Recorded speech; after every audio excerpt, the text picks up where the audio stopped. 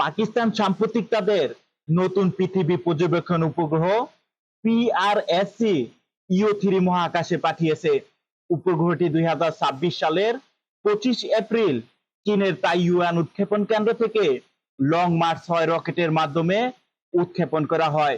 এটি পাকিস্তানের মহাকাশ সংস্থা সুপারকো এর স্পেস ভিশন 2040 কর্মসূচির অংশ।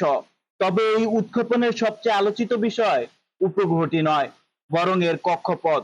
সাধারণত পাকিস্তানের সাম্প্রতিক পর্যবেক্ষণ উপগ্রহগুলো সূর্য সমলয় কক্ষপথে পরিচালিত হয়, কিন্তু ইও-3 কে সম্পূর্ণ ভিন্ন ধরনের কক্ষপথে স্থাপন করা হয়েছে, যা পাকিস্তান, উত্তর ভারত এবং কাশ্মীর অঞ্চলের উপর আরো ঘন ঘন নজরদারির সুযোগ দেয়।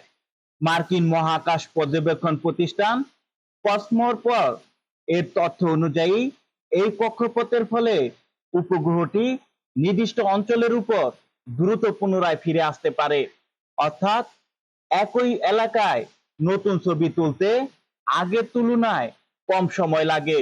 ফলে সীমান্ত পরিস্থিতি, সামরিক কার্যক্রম কিংবা গুরুত্বপূর্ণ ঘটনাবলীর উপর আরো দ্রুত নজর রাখা সম্ভব হয়।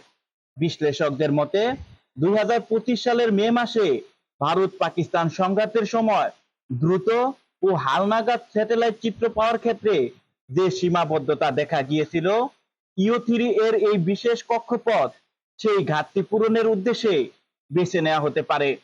এছাড়া আরেকটি গুরুত্বপূর্ণ বিষয় হলো 2025 সালের সেপ্টেম্বরে পাকিস্তান চীনের পাইসেট ইনফরমেশন টেকনোলজির সঙ্গে 20টি উপগ্রহ নিয়ে একটি বড় স্যাটেলাইট প্রকল্পের চুক্তি করে। বিশ্লেষকদের ধারণা, ইও-3 হয়তো সেই ভবিষ্যৎ নেটওয়ার্কের জন্য একটি পরীক্ষামূলক প্ল্যাটফর্ম হিসেবে কাজ করছে। উপগ্রহটিতে আরো একটি উল্লেখযোগ্য প্রযুক্তি যুক্ত করা হয়েছে। পাকিস্তানের সূত্র অনুযায়ী ইও-3 এ সুপারকো এর প্রথম অনবোর্ড কৃত্রিম বুদ্ধিমত্তা বা AI প্রসেসিং ইউনিট রয়েছে। এর মাধ্যমে উপগ্রহে সংগ্রহ করা তথ্য দ্রুত বিশ্লেষণ করে ব্যবহারযোগ্য তথ্য তৈরি করা সম্ভব হবে, যা সিদ্ধান্ত গ্রহণের সময় কমিয়ে আনতে সাহায্য করবে। সব মিলিয়ে PRSC ইও-3 শুধু একটি নতুন পর্যবেক্ষণ উপগ্রহ নয়, এটি পাকিস্তানের ভবিষ্যৎ মহাকাশ ও নজরদারি সক্ষমতা বাড়ানোর বৃহত্তম পরিকল্পনার একটি গুরুত্বপূর্ণ ধাপ বলে মনে করছে বিশ্লেষকরা।